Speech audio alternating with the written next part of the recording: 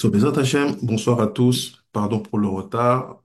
On a parfois des problèmes techniques qui nous rappellent à quel point la technologie est fiable, mais pas totalement.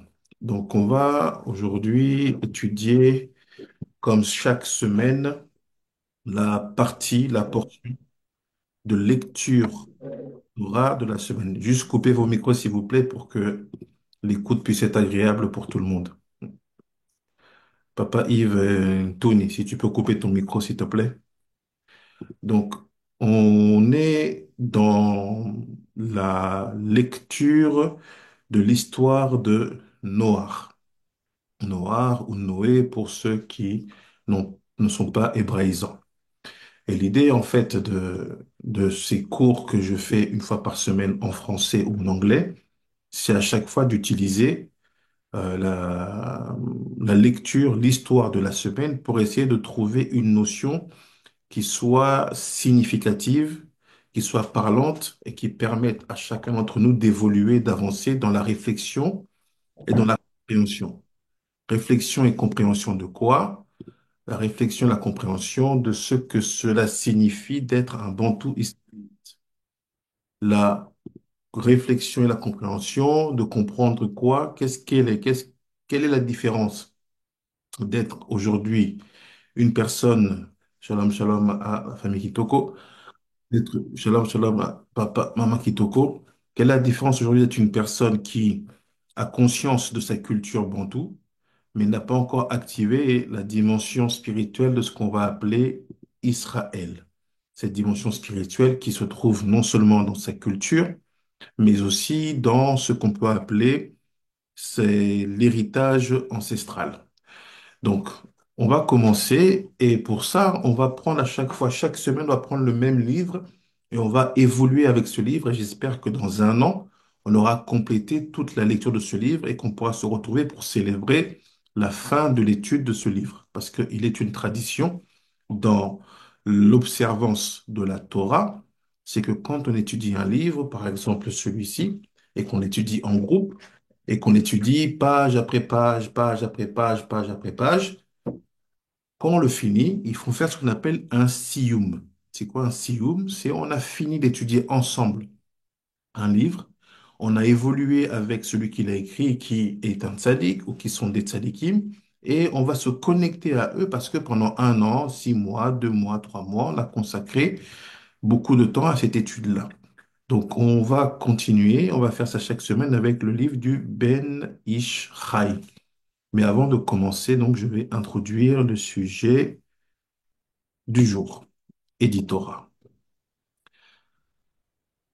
La culture du mensonge. Quel est le rapport que le monde, que l'Occident a au mensonge? Quel est le rapport que les Bantous ont au mensonge et en quoi la compréhension de ce rapport au mensonge va nous donner une indication précise sur la capacité ou non de ces peuples bantous, où qu'ils soient en Afrique, aux Caraïbes, aux Amériques, dans l'océan Pacifique ou Indien, comment cette acculturation de la vérité, ou plutôt cette culturation du mensonge, va impacter considérablement la stabilité économique et va bloquer l'abondance et la prospérité de ces peuples. Cela, bien sûr, est valable pour les peuples bantous, mais toute personne qui n'est pas bantou peut, bien sûr, trouver un enseignement. Donc, commençons le cours. On va s'intéresser à un. Je vais essayer de dire plus de mots en français parce qu'il y a beaucoup d'entre vous qui n'ont peut-être pas l'hébreu.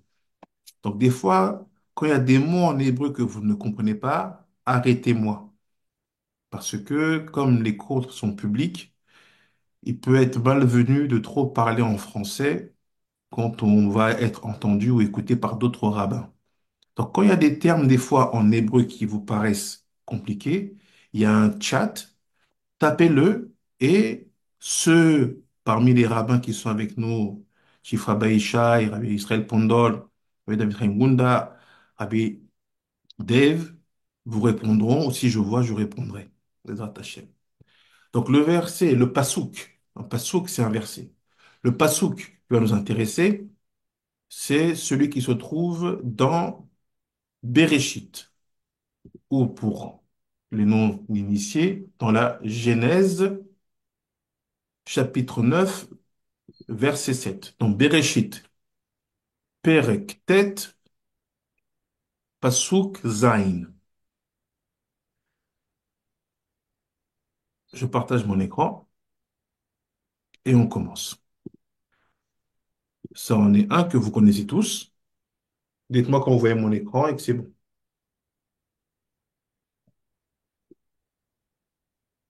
Dites-moi quand vous voyez Oui, mon tu écran. fais c'est bon.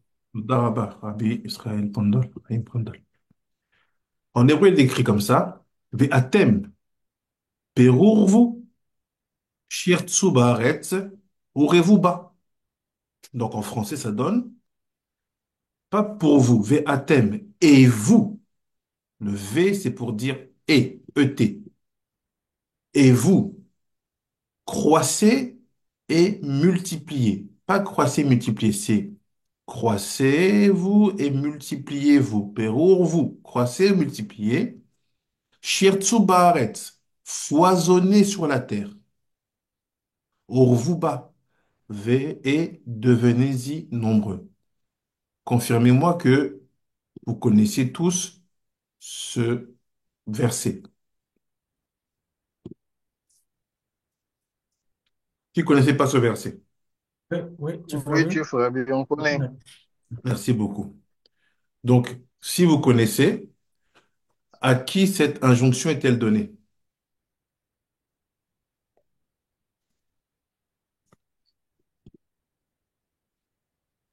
L'injonction de multiplier, vous remplissez la terre, je pense, c'est Adam. C'est à Adam. Est-ce qu'il y a une réponse complémentaire? Shalom, shalom, tu fais Shalom, C'est la shalom. création?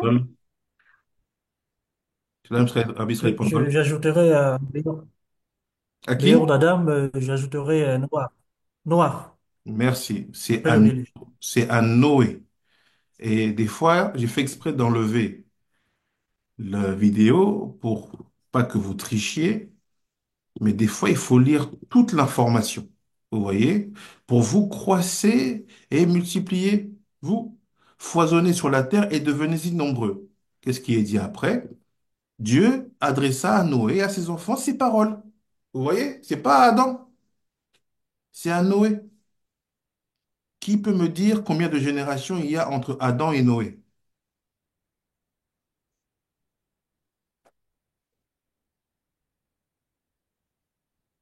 Qui connaît? Qui sait à peu près de mémoire combien de générations il y a entre Adam et Noé? 10, nous dit papa, c'est Eric, c'est bon. Est-ce qu'il y a d'autres réponses? 5. 5. C'est au hasard ou il y a quand même une idée précise derrière? Non, pas au hasard, je vois Adam, il y a ses enfants, et il y a, je pense, 7. Mhm. Euh, Enoch, Mhm. je sais pas, Enoch, et je pense qu'il y a Enoch après il y a Noé, ou Noé après Enoch. Je pense qu'il y a 4 ou 5 générations. Non, en fait, il y a 10. Abbé Eric Simon, il a raison. Il y a 10 générations. Donc 10 générations, si on considère en moyenne qu'une génération, c'est 40 ans, 40 années. Donc 10 générations, on parle de 400 ans. Donc la parole qui était donnée à Adam, ça fait déjà 400 ans qu'elle est passée ici. Donc de Adam à Noé, on a à peu près, on a 10 générations. On a Adam. Après, on va avoir Shet. Après, on va avoir Enoch. Après, on va avoir Kenam. On va avoir Me'alalel. On va avoir Yered. On va avoir Enoch. Hanor. On va avoir Metushelar, Mathusalem. On va avoir Lémec, Lémer. Et après Lémer, c'est Noé. Donc Lémer, c'est le papa de Noé. ou si vous voulez, celui que vous appelez Mathusalem. En hébreu, c'est Methuselah, c'est le grand-père de Noé. Donc voici la configuration. Dieu parle à Noé et dit, voilà, il faut maintenant que vous remplissiez la terre. Qui dit ça à Noé, à ses fils? On va dire Shem, Yafet, Ham. Et puis aussi à leurs épouses. Donc maintenant, regardons le secret qu'il y a derrière ce verset. Parce que le secret qu'il y a derrière ce verset va nous définir ce qu'est le mensonge. Donc automatiquement, ce qu'est la vérité. Et comment ça interagit avec notre quotidien. C'est pour ça qu'il faut avoir une culture de Torah orale. Parce que si vous n'avez pas de Torah orale, vous lisez un verset, vous pensez avoir tout compris. Vous lisez un passouk, alors qu'en fait, vous avez à peine saisi le début du commencement de ce verset. Donc maintenant, on peut commencer à étudier maintenant qu'on a posé le cadre d'analyse et de compréhension. C'est parti. Le Ben Israël dit, Ve'atem peurvu, donc on est sur le fameux verset qu'on a vu. Peurvu shirtzu ba'aretz veruba, multipliez-vous et croissez, multipliez-vous et remplissez la terre.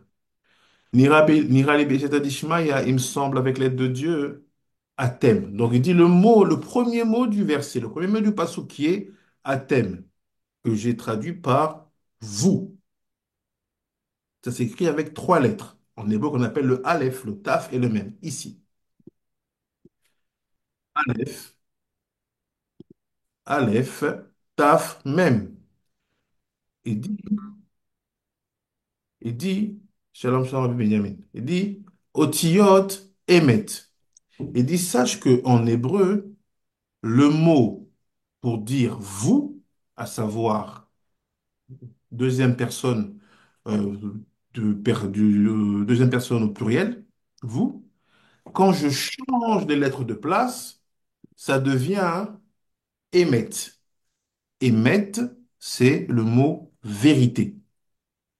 Donc, quand on regarde la racine des mots en hébreu, on peut comprendre ce qui n'est pas dit de manière claire dans la traduction. C'est pourquoi j'insiste fortement pour que chacun fasse un effort pour maîtriser l'ivrite, maîtriser l'hébreu. Donc il dit, Atem otiot emet, shem romzim le esrim ushtaim otiot Torah, ki ot alef ou barosh, mem beemtza, vetav basof. דהיינו, אם תכניס אותיות מנצפר בתור 22 אותיות, אז תהיה אות מ' באמצע. וידוע כי 27 אותיות התורה הם צינורות השפע. לכן אותיות נקראים כלים. On va recommencer. Il dit quoi? Il dit, sache que, à la base, dans l'alphabet hébraïque, on a 22 lettres. Dans l'alphabet latin, vous avez 26 lettres. Mais il faut savoir que dans l'alphabet hébraïque, il y a 22 lettres. Dans ces 22 lettres, il y en a 5 qui changent de forme quand elles se trouvent à la fin du mot. Il dit, si tu prends ces 22 lettres, en ajoutant les 5 autres lettres, qui sont les changements de forme de de certaines lettres quand elles sont à la fin du mot, tu vas avoir au total 27 lettres. Et quand tu auras ces 27 lettres, tu vas voir que les lettres utilisées pour dire le mot vérité, à savoir émettre, ben en fait, ils vont se retrouver au début, au milieu et à la fin. Donc, je reprends avec une illustration parce que ça peut paraître incompréhensible pour certains d'entre vous. Je reprends.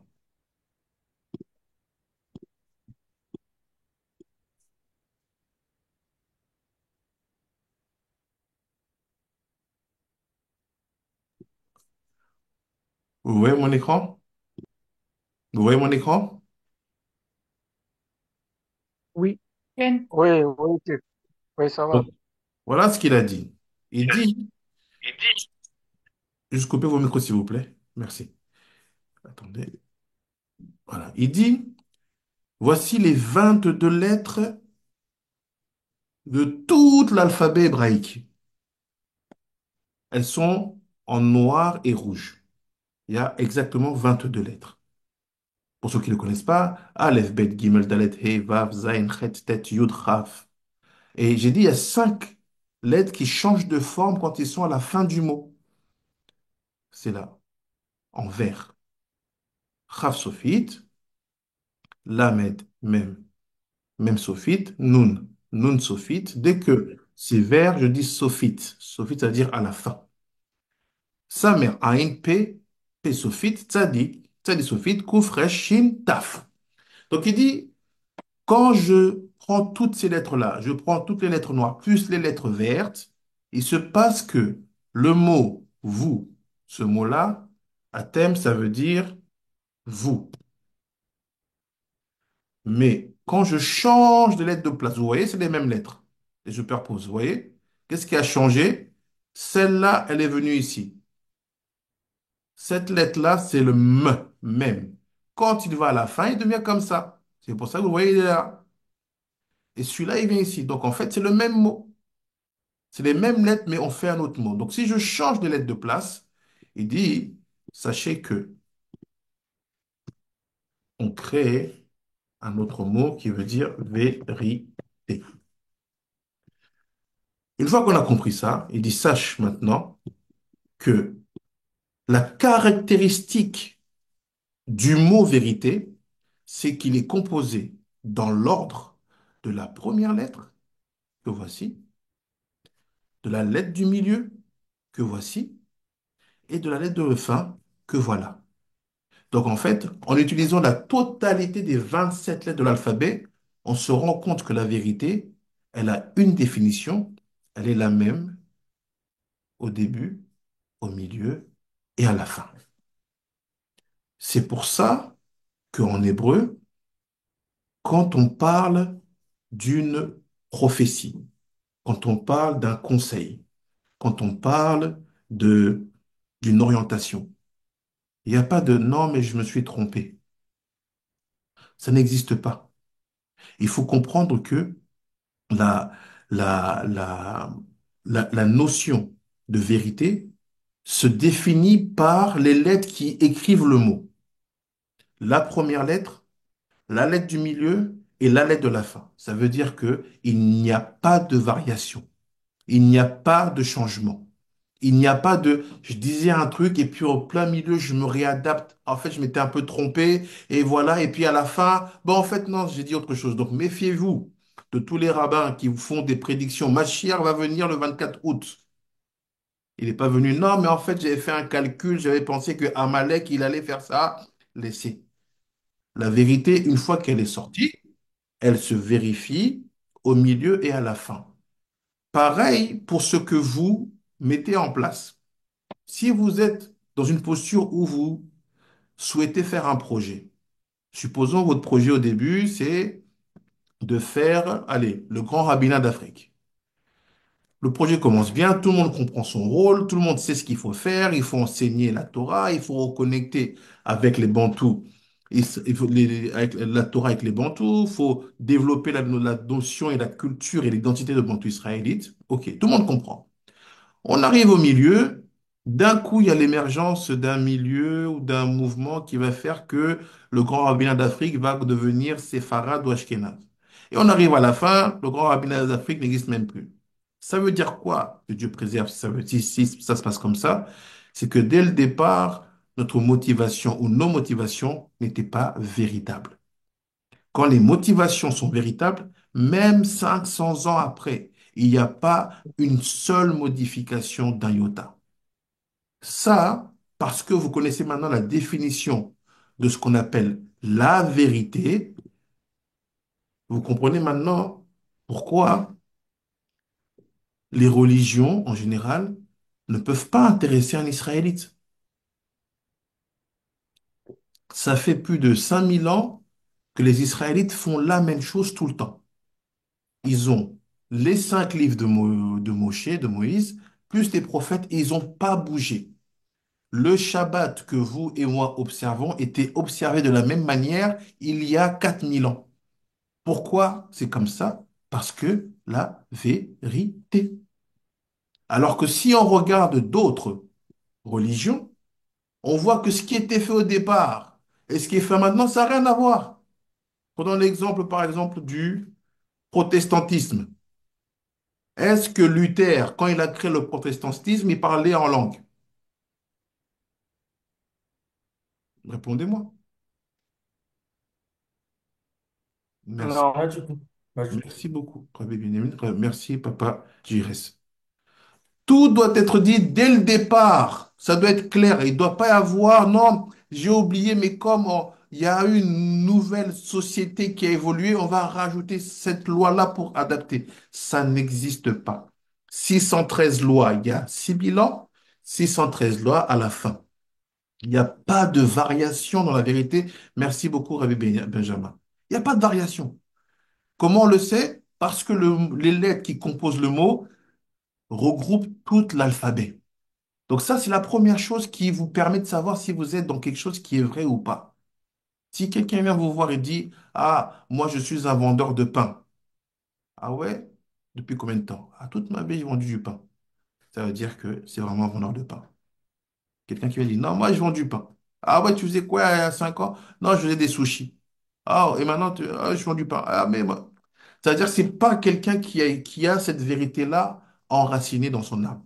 Voilà pour la vérité. Donc le Ben Israël il dit, sachez que la vérité, on repart, se définit par ces lettres-là. Maintenant, il dit quelque chose de beaucoup plus compliqué. Il dit, vous voyez les lettres là de l'alphabet? Il dit, sache que les lettres de l'alphabet, c'est pas juste des lettres. Les lettres de l'alphabet, c'est des ustensiles. Ah, ustensiles, ça veut dire quoi des ustensiles? Il fait oui. L'alphabet que vous voyez là, c'est c'est pas juste des lettres formées par une main d'un homme pour écrire des mots. C'est pas ça. Je vais essayer de vous expliquer. Supposons, quand vous pensez à quelque chose, est-ce que la pensée a été verbalisée? Vous n'êtes que dans la pensée, hein. Non. Merci, Papa Jibi. Qu'est-ce qui permet de verbaliser la pensée? La parole. La Merci. bouche. Qu'est-ce qui permet de parler?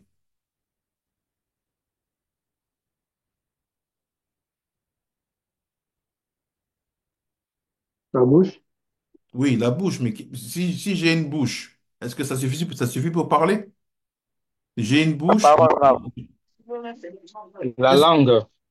Si j'ai une La bouche, j'ai une pensée, langue, qu'est-ce qui me permet de parler? la La pensée, parole, Qu'est-ce qui me permet de parler? la vie. Les quoi? La vie. J'ai pas Le entendu la question. souffle. Non, pas le souffle, c'est les lettres. L'âme et puis la conscience aussi. Non, c'est les lettres. Si vous n'avez pas de lettres, vous parlez comment? Pour parler, il faut bien avoir appris à lire, n'est-ce pas? Vous parlez de manière naturelle, mais c'est pas possible. Il faut des lettres. Prenez un bébé, il a une bouche, une langue, des dents, des joues, ce que vous voulez.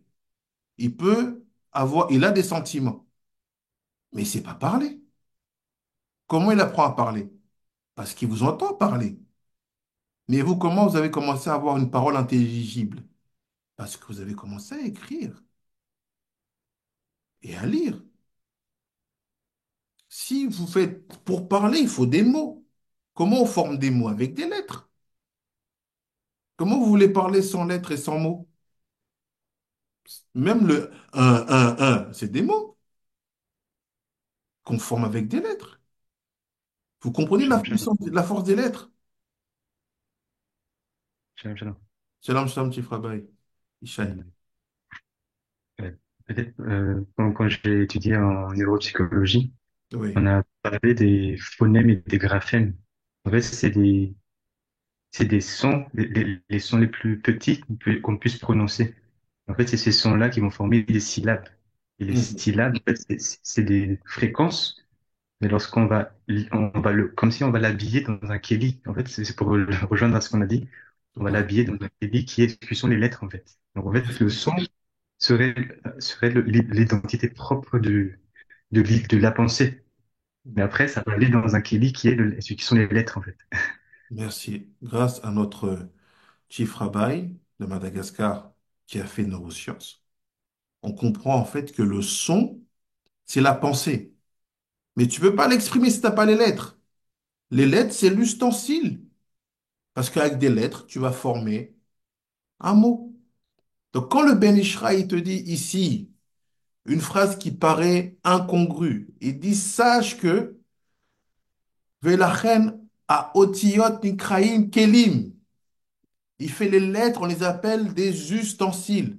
Comprenez la profondeur de la sagesse de ce qu'il écrit. Ustensile de quoi? D'abord de la pensée, pour exprimer quelque chose. Mais pas que. Mais pas que. Parce que des fois, quand je pense, j'ai besoin de ces ustensiles pour parler. Si j'ai envie d'exprimer mon envie de manger, mon envie de faire quelque chose, je vais utiliser des lettres qui vont faire des mots, et ces mots vont faire des phrases. Et plus j'évolue, ces phrases vont faire des chapitres. Les chapitres vont faire des pamphlets, des poèmes, ça va faire des livres. On ne s'arrête pas. Mais il y a une autre dimension. C'est quoi l'autre dimension? C'est en fait quand je veux prier. Il y a un moment où la prière, c'est l'expression d'une pensée. Vous me suivez, n'est-ce pas? Oui, chef. Oui. C'est- Donc, je suis en train de prier, je pense à quelque chose. Je pense à ce que je veux, je pense. Et puis, je vais exprimer. Mais comme on l'a vu dans les cours du programme Eliezer, la prière qui est demandée à un Israélite, à un bantou israélite de faire, c'est pas une prière où on exprime sa pensée. C'est pas une prière où on demande ses manques. C'est pas une prière où on verse ses émotions. C'est un travail qui est une loi, une mitzvah qui nous a été demandée. Maintenant, si c'est une mitzvah, ça veut dire que quand je prie, ce que je dis n'est pas l'expression de ma pensée. Vous me suivez? Oui, oui. Toda Oui, rabba. papa. Merci. Oui, Quand j'ai, par exemple, je vais, je sais pas si vous le voir, j'ai un livre de prière. Voilà, Patachelion, livre de prière. J'ouvre, on me dit, voilà, quand tu pries, tu dois dire ça. Excusez-moi, quand tu pries, tu dois dire ça. Mais quand je dis ça, c'est pas ce que je pense. C'est ce qu'on me dit de dire. Déjà, d'où ça vient? Ça vient de la vérité des prophètes. Parce que connecté à Dieu, connecté à Kadosh Baruch Hu, il leur dit, voici ce que tu vas mettre dans la prière pour que vos prières expriment quoi? Ma pensée. Donc, c'est quoi en fait la prière? C'est l'expression de la pensée de Dieu. Shalom, shalom, shalom. Shalom, shalom. Papa dit des Moses. C'est quoi en fait la prière? Pourquoi on appelle ça un travail? C'est l'expression de la pensée de Dieu sur ce qu'est notre mission à nous, Israélites, Bantou Israélites. Vous me suivez, c'est technique, mais il faut suivre. Ce cours-là, à chaque fois du jeudi, quand on parle de la paracha de la semaine, il est toujours très technique, il est très costaud. Donc, il faut être costaud. Est-ce que vous suivez? Oui, papa. Ça va. oui, Merci. oui. Donc, ça veut dire en fait que quand je prie une prière qui a été codifiée, ben, je ne suis pas en train d'exprimer ce que je pense. Je suis en train d'exprimer une pensée vraie, figée depuis le commencement et qui n'a pas changé ni du début, ni au milieu, ni à la fin. C'est pourquoi la prière qu'un bantou israélite fait dans son sidour, c'est la même prière qu'il y a 1000 ans. Parce qu'on n'est pas en train de dire qu'il faut adapter ses besoins. On n'est pas là-bas. On est dans l'expression de la pensée divine sur notre rôle dans ce monde. Après viennent d'autres mouvements religieux où ils vous disent, non, maintenant vous priez, allez, on va chasser les démons, mais vous êtes en train d'exprimer vos pensées. Donc ce que vous faites n'est pas un travail qui est demandé. Ce que vous faites est l'expression d'un sentiment. Vous êtes en train de parler, pas en train de prier. Quand vous avez un Dieu que vous servez, c'est ce Dieu-là qui vous dit, voilà ce qu'il faut faire, ce qu'il faut dire pour exprimer ma pensée. Pourquoi on a besoin d'exprimer sa pensée? Parce que en lisant ces prières, ben en fait, on utilise des lettres qui vont devenir des ustensiles pour ce que lui, il a prévu pour nous. Donc, en fait, la lecture de la Torah, la lecture de la prière, c'est l'utilisation de certaines lettres qui deviennent des mots, mais qui sont en fait des ustensiles pour recevoir une abondance que Dieu a prévue, a structurée depuis le départ. C'est pourquoi on a certains types de prières en semaine. C'est pourquoi on a certains types de prières le Shabbat. C'est pourquoi on a certains types de prières pendant les jours de nouvelle lune. C'est pourquoi on a certains types de prières pendant les fêtes de l'Éternel. Que ça soit Pessah, que ça soit Shavuot, que ça soit Sukkot. Pourquoi on a tous, dans tous ces instants-là du calendrier, des choses spécifiques à dire? C'est pour faire descendre l'abondance. Mais cette abondance-là, elle n'est pas liée à nous. Qui nous connaît mieux que lui-même? Qui nous connaît mieux que nous-mêmes? Lui. Que nous dit la Torah? Que nous dit la Bible? Avant même que tu aies pensé, ou avant même que tu t'aies rendu compte que te manquait ça, lui il savait déjà que ça allait te manquer, n'est-ce pas? Merci, Rabbi Benjamin. Oui, Donc, si toi tu demandes, c'est que c'est trop tard. Vous me suivez? oui, Oui, papa, vraiment. C'est pourquoi il faut une codification pour qu'on ne dise pas, ah, je vais prier selon mon ressenti. Non, ton ressenti, tu peux l'exprimer à des moments précis.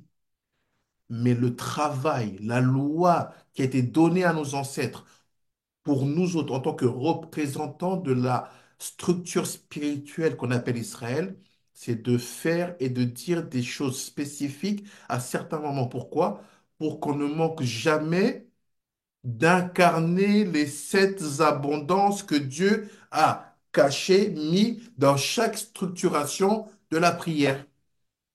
Depuis les prières de la semaine, en passant par le Shabbat, jusqu'à les prières qu'on fait à des moments spécifiques. C'est quoi ces sept abondances que nous avons? C'est quoi ces sept abondances que nous structurons en priant, en disant des mots avec des lettres qui expriment une pensée qui n'est pas la nôtre, mais celle de Dieu? D'abord, on se connecte à la vie, après à la paix, après à la sagesse, après à la grâce, après à la richesse, après aux erreurs, à la semence, ensemencer quelque chose, un projet, et après au leadership. Tout le travail que nous faisons, c'est quand nous faisons, quand nous observons nos lois et que nous incarnons une volonté de les étudier, c'est comme si on déclenchait une abondance là-haut. On fait des choses. Maintenant, cette abondance-là, c'est comme le café dans ce verre. On a déclenché. L'abondance, elle est là-haut. Comme on a dit, Dieu, il donne. À aucun moment, il ne donne pas. Il donne toujours, tout le temps. Tous ceux qui disent, non, moi j'ai demandé, Dieu ne m'a pas donné, c'est que tu n'as pas compris. Ce qui t'a été donné n'est pas arrivé. Dieu, il donne. Tu demandes, il donne. Pourquoi? Parce qu'il est en toi, tu es en lui. Comment il peut te refuser? Donc, il envoie. Mais le problème, c'est quoi? Il n'y a pas de réceptacle. Et je vous le donne en mille. Les seuls réceptacles viables pour pouvoir recevoir l'abondance, ce sont les lettres ivrites. Je répète, ce sont les lettres ivrites, pas l'hébreu que vous connaissez. Vous voyez, ça, c'est l'hébreu que vous connaissez, n'est-ce pas? Mais le réceptacle vrai, ce sont les lettres qui sont, excusez-moi, sous cette forme-là. Les mêmes écritures qui ont été trouvées dans les grottes de Lovo, dans le sud-ouest Congo, il y a plus de 11 siècles. Vous saviez ça?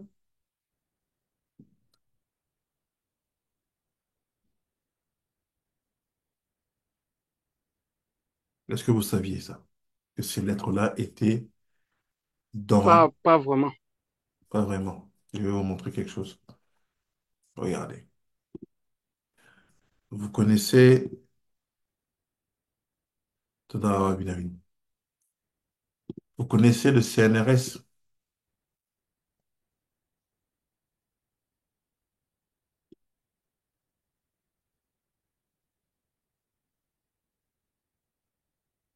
Est-ce que vous connaissez le CNRS? Non, Ravi. Non, Ravi. CNRS, c'est le Centre national de recherche scientifique France.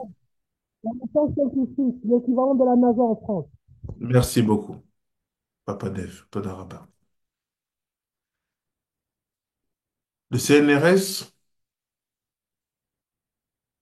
a bizarrement investi beaucoup d'argent. Comme vous allez le voir, je vous montre. Donc, l'équivalent de la NASA française, rendez-vous compte, hein, l'équivalent de la NASA française a investi beaucoup d'argent pour aller faire des recherches sur le massif de Lovo. Lovo, c'est dans le bas Congo, au Congo central. Et quand vous allez sur leur site web, CNRS, vous entrez dedans, il parle d'un trésor d'art rupestre. Celui qui nous a fait découvrir ça, c'est Rabbi Shimon. Et là-bas, il nous parle d'art rupestre sur ce qu'ils vont dévoiler. Il y a deux Belges, Rekers et Van Moorsel, qui vont dire que dans les grottes là-bas, avec une datation au carbone 14, on voit que ce qui a été gravé date de plus de 10 siècles, mais aussi que parmi l'alphabet hébraïque, pas assyrienne. Assyrienne, c'est celle que je vous ai montrée avant de faire le changement. Que parmi l'alphabet hébraïque, on a plus de 22 lettres reconnaissables. Vous vous rendez compte? Ils ont exploré l'équivalent de la NASA française au fin fond du Congo, des grottes où on retrouve de l'écriture authentique hébraïque. C'est pas l'écriture que vous connaissez maintenant, que vous voyez imprimée dans les livres. On parle d'une écriture Ouais, qui était j'ai celle déjà qui suivi était cette vidéo. sur les premières lochotes, les premières tablettes. Qui a intervenu, qui veut intervenir? Qui a C'est parlé? moi, Chief. Oui, Oui, c'est moi. J'ai déjà suivi cette vidéo-là. d'accord. Tout d'abord. Donc de là, qu'est-ce qui se passe? On se rend compte en fait que dans les régions, dans la région, on va dire, il y a des bastions qui sont le cœur et le cerveau des Bantous israélites. On sait que l'Afrique du Sud joue un rôle. On sait que le Congo joue un rôle, sans manquer de respect aux autres nations. Mais on sait que ça a commencé là-bas. Donc qu'est-ce qui se passe? On est dans un endroit central pour tous les Bantous israélites et on trouve quoi là-bas? De l'écriture hébraïque. C'est quoi l'écriture hébraïque? C'est l'écriture qui était sur les premières tables de la loi que Moïse a brisées. C'est pas moi qui le dis. Tout ce que je vous dis là, c'est Rabbi Nechounia Ben Akane qui le rapporte. Pour dire que cette écriture-là hébraïque, pour ceux qui ne voient pas la différence, Ça, c'est l'écriture assyrienne. Donc, quand vous lisez l'hébreu aujourd'hui, sachez que vous la lisez avec un alphabet assyrien, ashurite. Ça, c'est l'hébreu authentique, ce qu'on appelle le paléo-hébraïque, paléo-hébreu. Ça, c'est comme ça que les premières tablettes de la loi étaient écrites selon Rabbi Nechunya ben Akane dans son livre ici. Très épais, mais il le dit. Une fois que vous comprenez ça, vous dites, mais attendez, peut-être que nos royaumes étaient prospères parce qu'on avait des ustensiles adaptés pour recevoir l'abondance. Aujourd'hui, on parle nos langues bantoues avec de l'alphabet latin. Vous comprenez pas ce qu'ils ont fait? Le Ben Israël nous dit que les lettres sont des ustensiles qui sont censés recevoir quoi? L'abondance. Et nous, on utilise des lettres qui ne sont pas de notre culture. On pourrait se dire, mais c'est pas grave. La phonétique, c'est pas gênant. Jusqu'à ce qu'on découvre ce que le Ben Ishraï dit. Et d'ici, parce que si tu n'écris pas avec certaines lettres qui sont l'alphabet du ciel, comme le dit Rabbi Nechunya, ben l'abondance, elle a nulle part où descendre. C'est pourquoi, c'est pourquoi, vous verrez que dans le Sidour, dans le livre de prière que le grand rabbinat d'Afrique que je suis en train de finir, c'est le Sidour, comme on appelle ça, Tomahawk. C'est le Sidour qui fera que on aura bien fini de marquer les différences entre nous et les autres. Vous verrez que dans les moments de prière, vous voyez, je vais vous montrer, donc on fait la Hamida, je vous montre un scoop, hein. Vous voyez, elle écrit comment la Hamida, la prière? Vous voyez, Hamida, elle écrit comment la Hamida?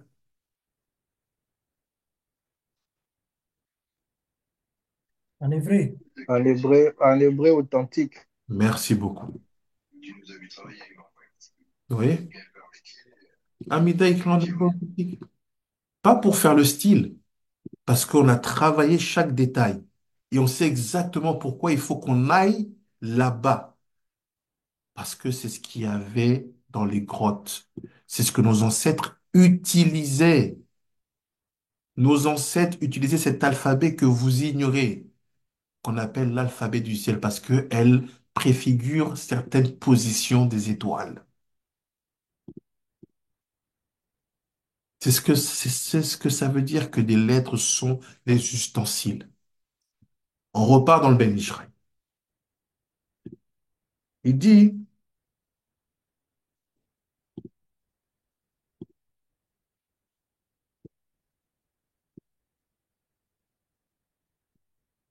il dit comme ça.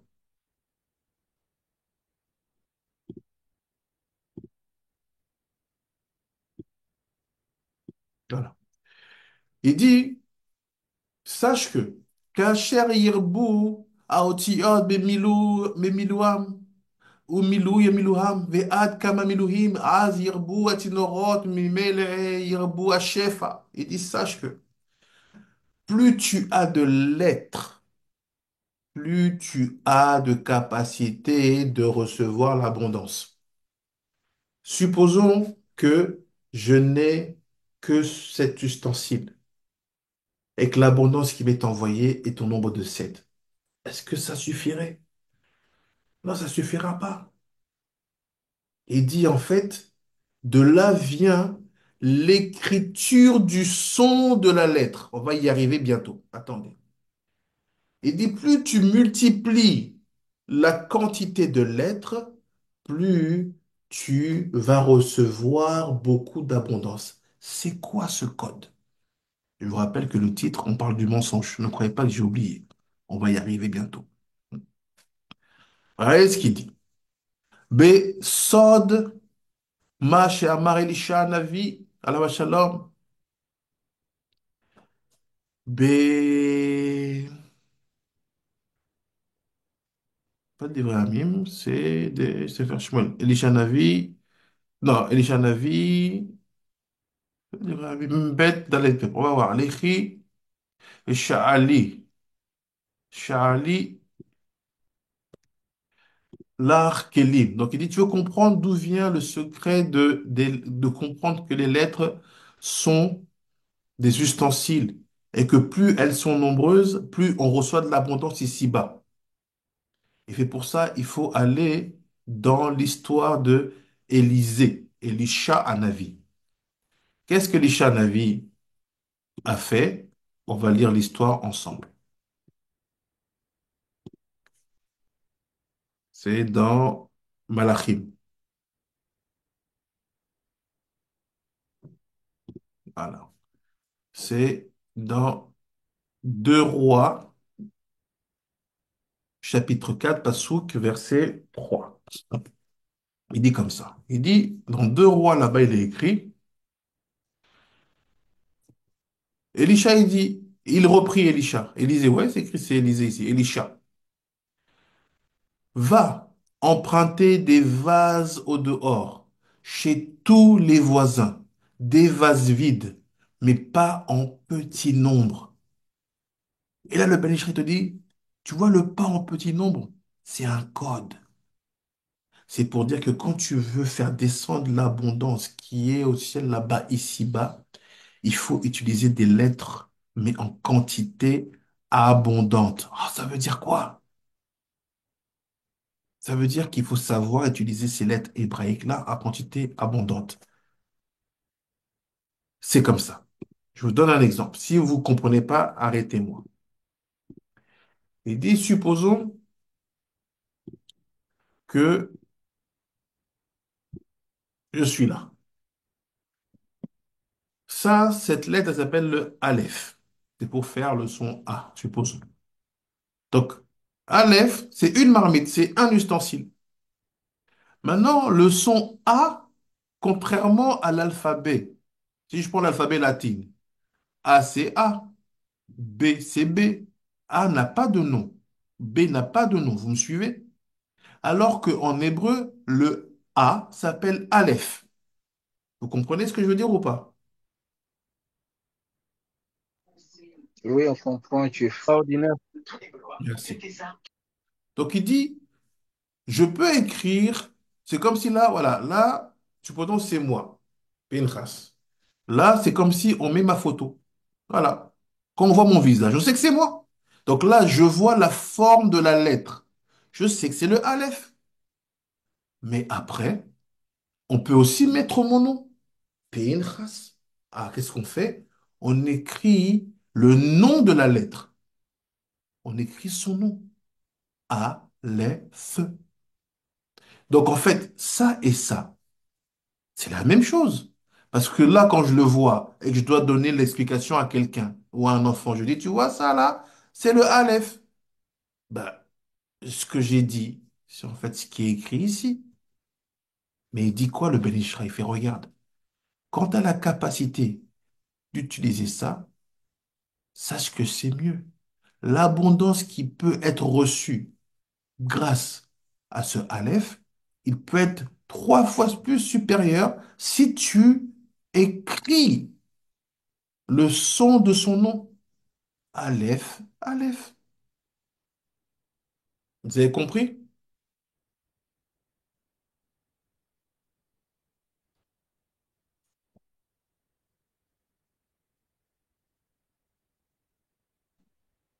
Pas Avec- vraiment rêve. Qu'est-ce que tu n'as pas Pas compris? vraiment. Faut dire précisément si tu n'as pas compris. Comme ça, je t'aide. Qu'est-ce que tu n'as pas compris?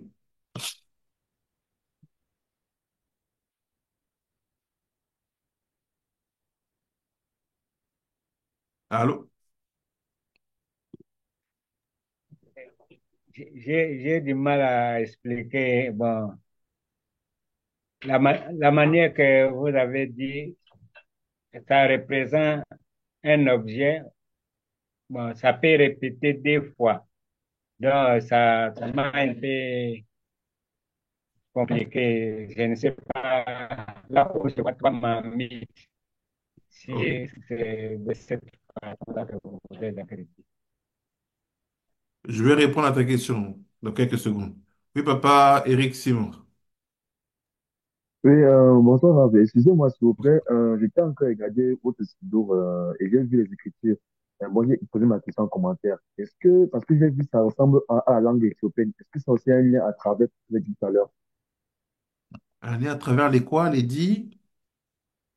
Les lettres authentiques que vous avez écrites dans votre site, dans le site et Oui. j'ai remarqué que ça ressemble à la langue éthiopienne. D'où je me suis demandé, est-ce que ça a un lien à propos de ce que vous avez dit tout à l'heure? Non, ça ressemble pas à la langue éthiopienne. La langue éthiopienne, c'est le Amharite. L'Amharite, je vais vous montrer.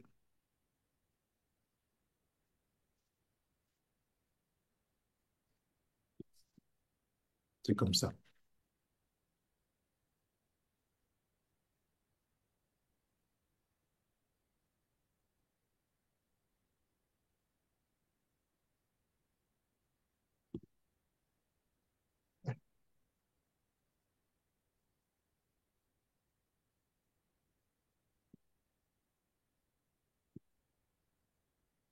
Oui.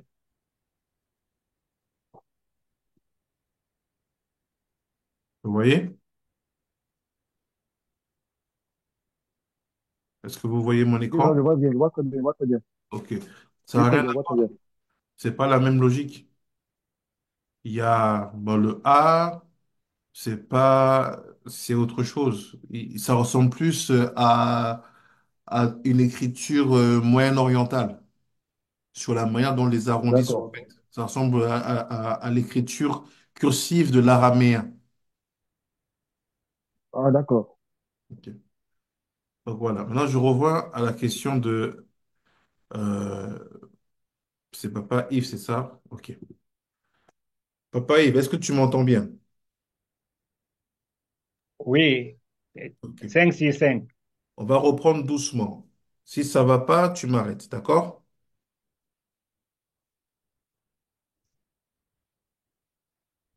C'est bon? Oui, je vous suis. Ok. Quand tu réfléchis, est-ce que tu parles quand tu réfléchis?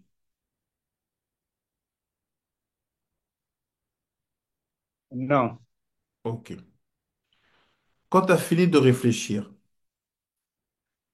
pour parler, tu as besoin de quoi?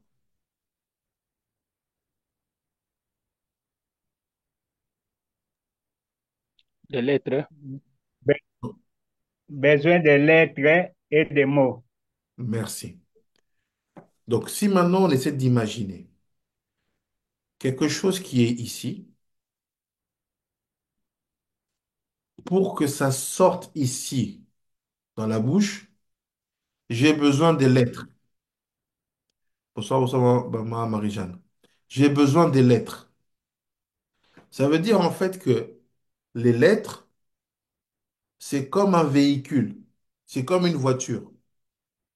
Ce qu'il y a ici ne peut pas arriver dans tes oreilles si j'ai pas utilisé un ustensile pour amener ma pensée vers toi.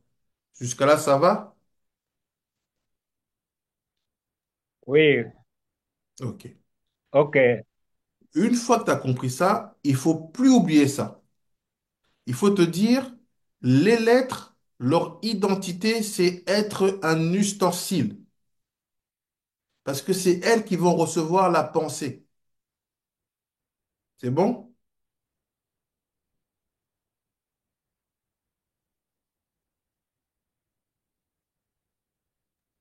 Oui, oui, je vous suis. Voilà. Une fois que tu as compris ça, bah, c'est simple. On repart. Ça, c'est une lettre. Mais cette lettre-là, elle sert à recevoir quelque chose qui est la pensée. C'est pour ça qu'on a mis une marmite. J'ai mis une marmite, mais je peux mettre une voiture, je peux mettre une tasse. C'est que la lettre, en fait, c'est juste quelque chose de solide qui va recevoir la pensée à l'intérieur de elle. Ça va? Oui, OK. Cette lettre-là, maintenant, dans l'hébreu, c'est assez spécial. Chaque lettre, elle a un nom. Quand tu fais l'alphabet, on va dire latine, et que j'écris A. A n'a pas de nom, il s'appelle juste A, n'est-ce pas? oui, OK. Alors qu'avec l'hébreu, langage utilisé par tes ancêtres, par mes ancêtres, le A là, il s'appelle pas A. Le A, il s'appelle Aleph. oui, Et Aleph là, ça s'écrit comme ça. Maintenant, quand je sais que le A s'appelle Aleph, ça veut dire en fait que le dessin A et le nom Aleph, c'est la même personne. C'est comme si là, j'ai ta photo et là, j'ai ton nom. oui. Donc maintenant, la question qui se pose, si je veux beaucoup de bénédictions, beaucoup d'abondance dans ma vie, c'est quoi le mieux? D'utiliser ma photo ou d'utiliser mon nom, à ton avis? Bon, utiliser la photo, c'est Bah mieux. non. La photo, elle est ici. Tu vois? Tu as compris ici? Oui, Ça, c'est la lettre, c'est le A. Mais cette lettre-là, elle a un nom. Elle s'appelle Aleph ici. Alors, connaissant le secret que la lettre, c'est un ustensile. Si je veux avoir beaucoup de bénédictions dans ma vie, qu'est-ce qui est le mieux? Est-ce que c'est de montrer ma photo ou de dire mon nom? j'ai j'ai montré la photo. Non, c'est de dire le nom. Pourquoi? Parce que quand je dis le nom, j'ai trois marmites. Une, deux, trois, et pas une seule. Tu me suis? Oui, Voilà pourquoi il faut dire le nom. Donc, qu'est-ce qu'il nous dit le sage ici? C'est, regarde, tu ne peux pas, tu dois savoir, pardon, que plus il y a de lettres, plus tu peux recevoir de bénédictions. C'est pourquoi on a lu le passage de la Bible qui dit que Élisée a dit à la femme, va chercher plein d'ustensiles vides. On va les remplir. C'était quoi? C'était des lettres. Ça va? Papa Touré, oui. Oui, Papa Papa Touré, Dave. Oui. s'il te plaît, est-ce que On t'entend très très mal, Papa Dave. T'es très très loin. On t'entend très très mal. en français, il y a la lettre Z, par exemple. Z. Ça peut s'écrire Z, E, D, par exemple. Est-ce que, avec cet exemple, c'est facile de comprendre? J'ai entendu la lettre Z. Donc, essaye juste de parler près du micro parce que j'entends très mal. La lettre Z OK? répond un peu à cette logique, la logique d'Aleph. Mhm. Z, E, D. Voilà. Mhm.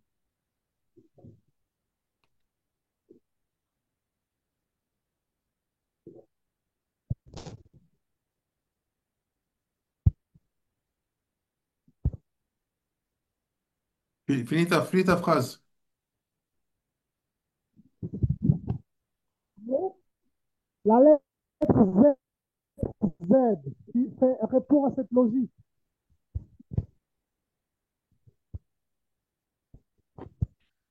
Si la lettre Z répond à cette logique,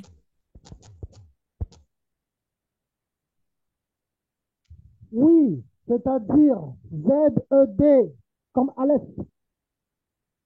Non. Pourquoi? À ton avis? Si tu mets Z-E-D, ça donne Z. Mais pourquoi ça répond pas à la même logique? Non, je confirme. Non, tu confirmes pas. Tu es en train d'infirmer là. Tu es en train de me montrer que dans l'alphabet latin, il y a multiplication des kélim. N'est-ce pas? Non, non, non, non, non. C'est pour expliquer à notre frère Non, faut pourquoi pas tu expliquer comme éclates. ça. Faut pas expliquer comme ça, parce que l'objectif, c'est de faire comprendre aux bantous israélites que leur alphabet originel, c'est l'hébreu, pas le latin. Donc, prendre l'exemple de l'alphabet latin pour dire qu'il y a multiplication des kélim, c'est le tromper. Tu me suis?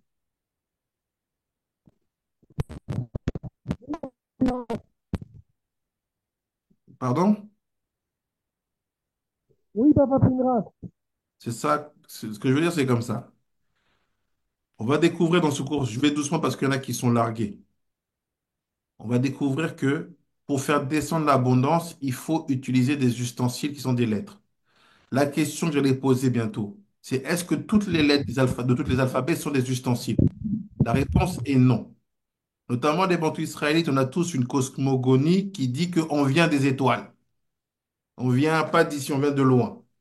Donc, l'alphabet adapté pour faire descendre l'abondance, c'est l'alphabet des étoiles, l'authentique, qu'on appelle l'octave ivri.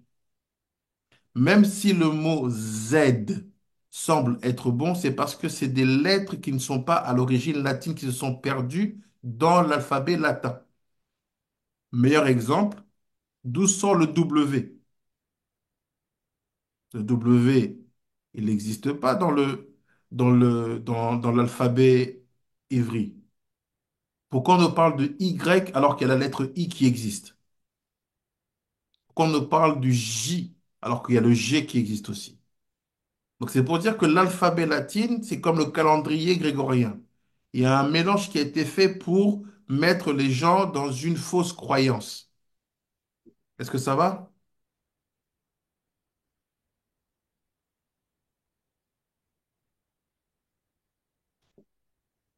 Papa Dev, ça va? Oui, Papa Pingras, ça va. Ok, bon, on continue. Juste donnez-moi une seconde, je rebranche l'ordinateur. Bougez pas.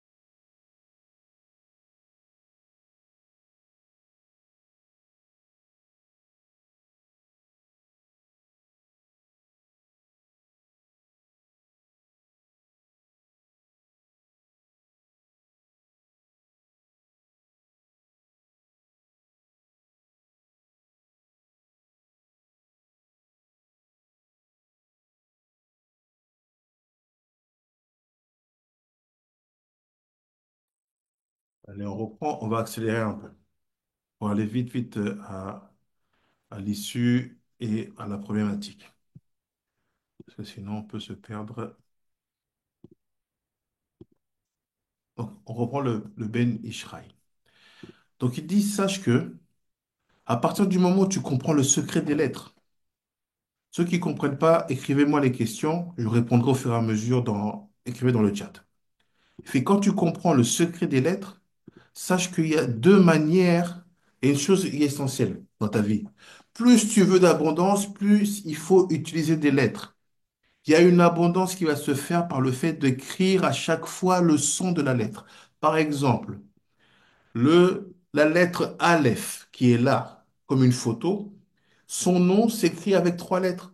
Donc, en utilisant les trois lettres du Aleph, je vais avoir trois marmites dans lesquelles je peux recevoir beaucoup d'abondance. Et ce Aleph-là aussi, il peut aussi s'écrire de manière phonétique.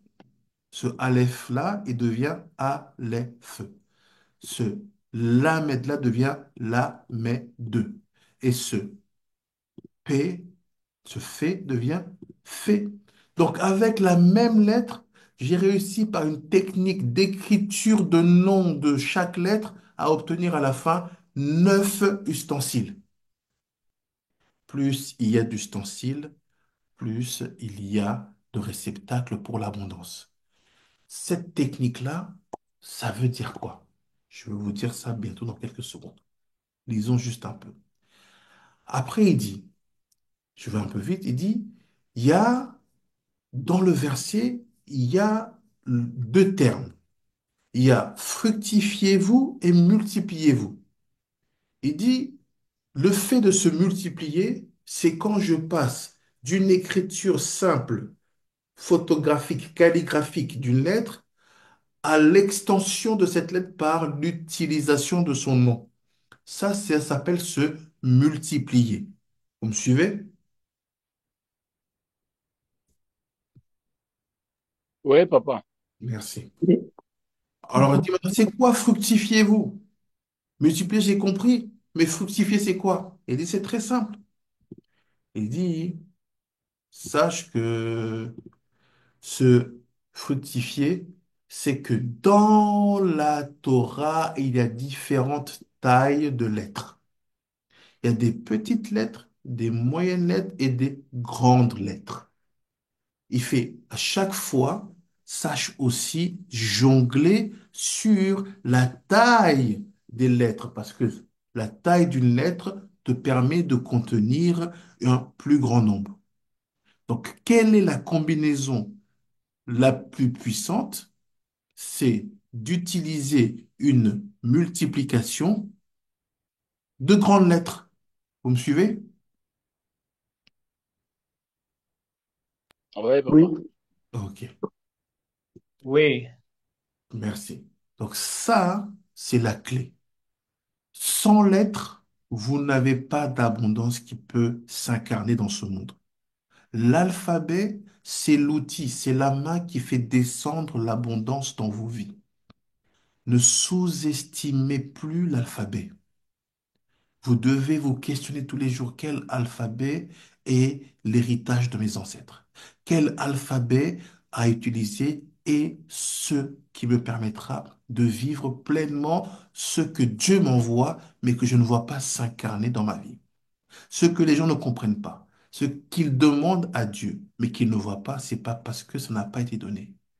C'est parce que les lettres qui sont censées représenter l'outil d'incarnation, de manifestation de la bénédiction envoyée ne sont pas là. Ne sont pas là. Ils ne sont pas là du tout. Alors de là, qu'est-ce qu'on comprend? On repart en arrière. On vient de voir que toute cette loi de se multiplier et de fructifier n'est compréhensible que parce qu'on va transformer le mot vous en mot vérité. C'est que parce qu'on va transformer le mot vous en mot vérité. Ce qui nous amène à comprendre que le mensonge est ce qui va permettre de bloquer l'abondance. Vous me suivez? Tamé, c'est pas Oui, c'est pas le mot pour dire faute, fausse. Comment t'écris tamé? C'est avec le tav même. Je sais pas si ça s'écrit avec le he ou le aleph. Avec le hé? Le he, d'accord. Mais est-ce que vous comprenez ce que je viens de dire pour revenir à ma question? Est-ce que vous comprenez en quoi le mensonge bloque l'abondance?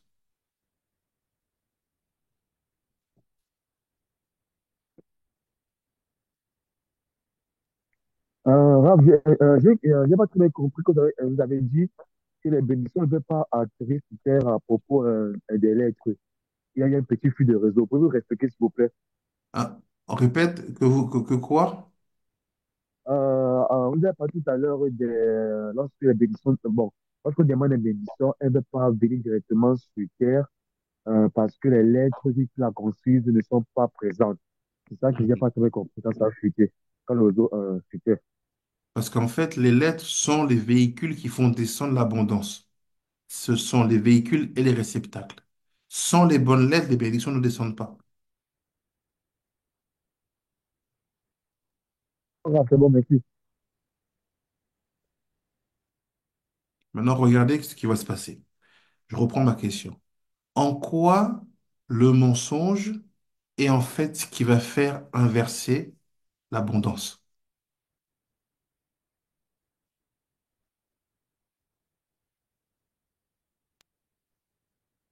Parce que nous n'utilisons pas de bonnes lettres. Ah, merci. On commence. Premier mensonge qui a été mis dans votre culture, c'est qu'on vous a changé votre alphabet. Voilà. Vous êtes né en pensant que votre alphabet, c'était A, B, C jusqu'à Z. Pourquoi cela ont fait cela? Parce qu'ils savent ce que je suis en train de vous dire. Ne pensez pas que des personnes qui sont capables de faire 400 ans d'esclavage, des années, des décennies de colonisation, n'ont pas d'intelligence spirituelle. Il n'y a qu'à voir la culture du mensonge. Nous, on est nés dans des familles où quand un enfant, à partir de 3, 4 ans, ment, on le tape. On n'est pas content. On n'est pas fier d'avoir un enfant qui commence déjà à tricher à des âges jeunes. Vous prenez la même situation dans les familles occidentales. Oh, c'est mignon, c'est gentil, oh, il est coquin. Vous voyez ce que je veux dire ou pas? Oui, oui, oui, La culture du mensonge n'est pas la même. N'est pas la même du tout. Le rapport au mensonge n'est pas la même. Les bantous israélites, on est obsédés par quoi? La vérité. C'est comme ça que nos sociétés étaient structurées. C'est comme ça que notre système juridique était structuré. C'est comme ça que ceux qui s'agisaient sous le baobab pour juger étaient structurés. On jugeait pour faire apparaître la vérité. Alors qu'aujourd'hui, aller dans une cour de justice à New York, à Londres ou à Paris, l'avocat qui gagne en ayant réussi à utiliser un vide de loi, un vide juridique, ou en ayant réussi à mentir, à donner une crédibilité au mensonge, en sachant très bien que son client est coupable, on l'appelle un champion. Dans nos cours de justice, chez nous là-bas, chez les bantous israélites, que ce soit en Afrique, aux Caraïbes, mais il est hors de question que tu défendes un menteur. Oh, bien sûr, on va écouter le voleur, le menteur, le tueur pour dire qu'est-ce qui t'a poussé à faire ça? Et si on te donne un avocat, c'est pas pour que l'avocat fasse croire à la cour que tu n'as rien fait. C'est pour que l'avocat trouve un moyen de, regarde, bon, on peut essayer de trouver un moyen que tu demandes pardon comme ça, comme ça, comme ça, comme ça. On a un rapport à la vérité qui est différent, totalement différent. La question, elle est pourquoi? Parce que même si nous n'avons plus les lettres, l'héritage est dans le sang, l'héritage est dans la maison, via l'éducation. Donc en sachant que le rapport au mensonge est différent, sachez que il se manifestera par le changement d'alphabet.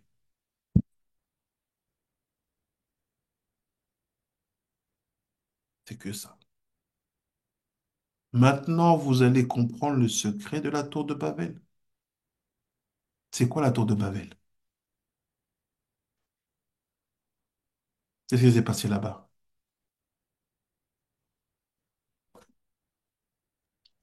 C'est la confusion de langue. Alors maintenant que Papa Giresse, tu as les informations qu'on a vues pendant quelques minutes, une heure là, c'est quoi la confusion des langues?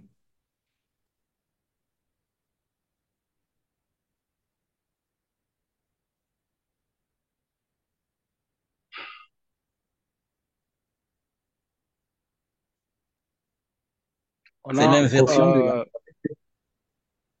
je veux dire, on a renversé les lettres. Merci. C'est la création des alphabets. Vous avez compris?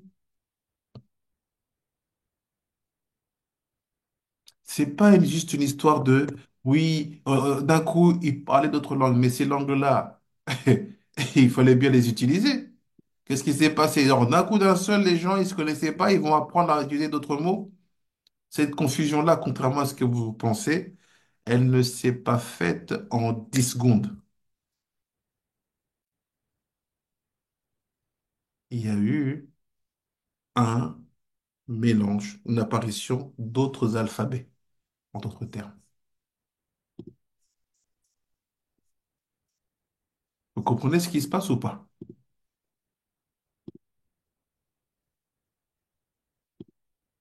Là, je vois que vous commencez à avoir la tête qui chauffe. Est-ce que vous comprenez ce qui se passe ou pas? Un peu, Pardon?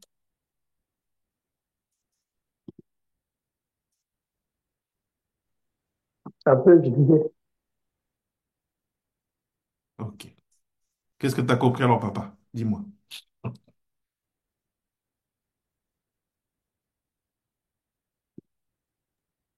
Parce que j'ai compris la divertissement de langue, là, c'est par rapport à rentrer l'humanité dans les confusions. Je sais pas.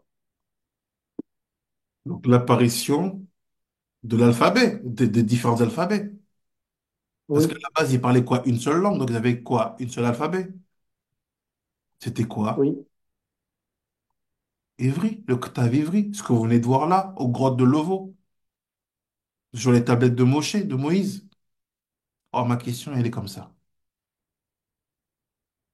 S'il y a toutes ces langues qui sont apparues et que Moshe reçoit ces tablettes avec la langue originelle, qui a fait la confusion des langues?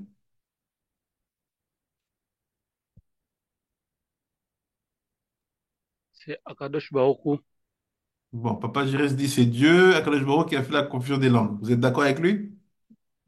C'est à ça que je pensais, Rav, avec la partie où est-ce qu'on dit je serai pour eux un esprit de mensonge lorsqu'il a envoyé des prophètes pour Mhm, prophétiser.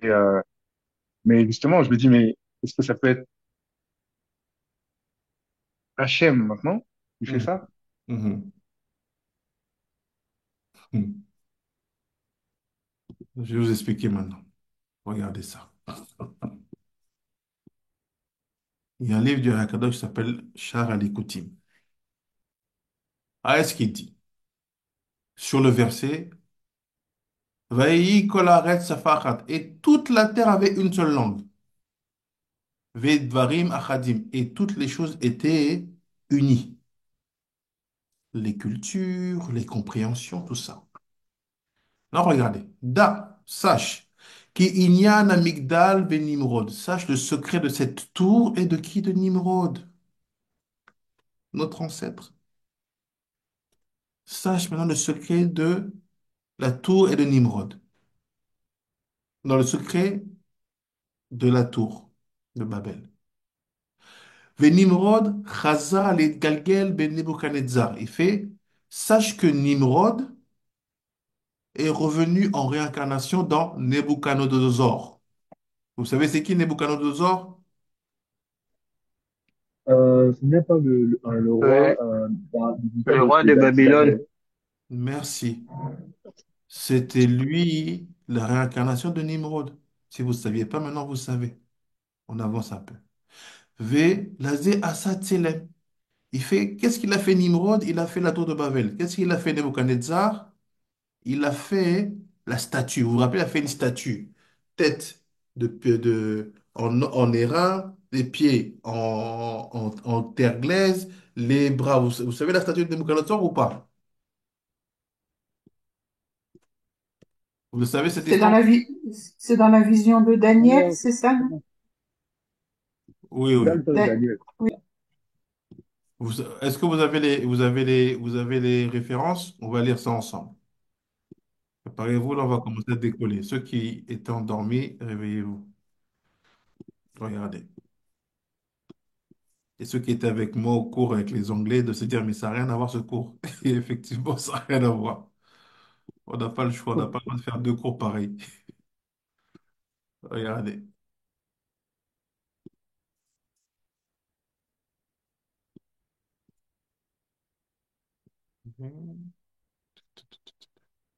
Voilà.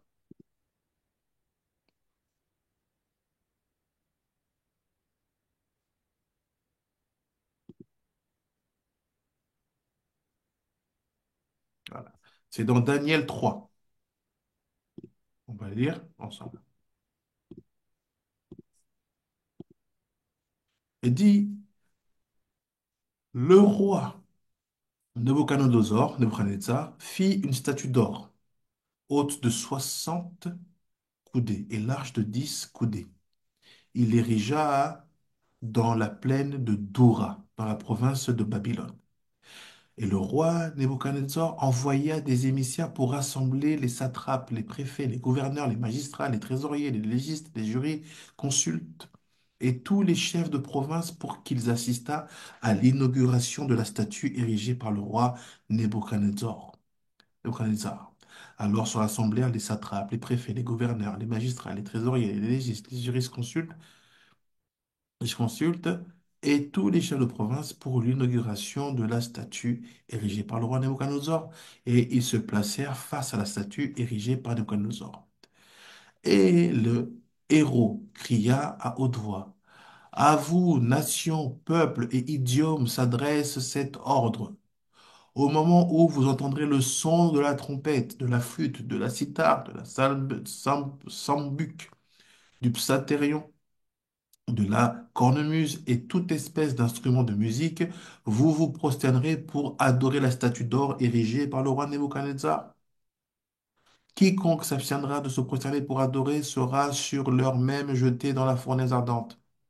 En conséquence, au moment où toutes les nations entendirent le son de la trompette, la flûte, la cithare, le sambuc, le psalterion et toute espèce d'instrument de musique, toutes les nations, tous les peuples et tous les idiomes adorèrent la statue d'or érigée par le roi Nebuchadnezzar. Ouais, bien, tous les peuples, pas tout le peuple, tous les peuples.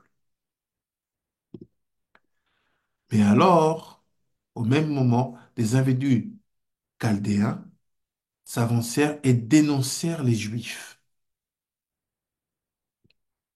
Ô dirent-ils, le roi Nebuchadnezzar, puisses-tu vivre éternellement? Ô roi, tu as émis l'ordre que tout homme, entendant le son de la trompette de la flûte, ah, ok, ok, ok, il répétera toujours les mêmes instruments, se prosternera pour adorer la statue d'or. Et quiconque s'abstiendra de se prosterner et adorera, et d'adorer sera jeté dans la fournaise ardente. Or, il y a des hommes, des Judéens, des Yéhoudim, que tu as préposés à l'administration de la province de Babylone, Shadrach, Meshach et Abed-Négo.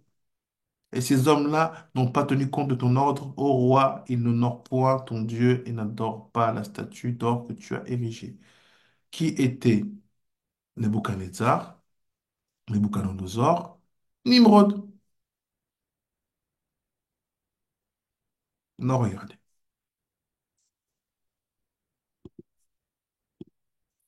Il dit, donc Nimrod, Nebuchadnezzar, il a fait la statue.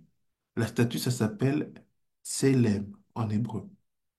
Quand tu dis, par exemple, Dieu les a fait à sa ressemblance, on dit Tselem Elohim, il les a fait. Donc le mot Tselem, il veut dire statue, il veut dire aussi la ressemblance, si vous voulez.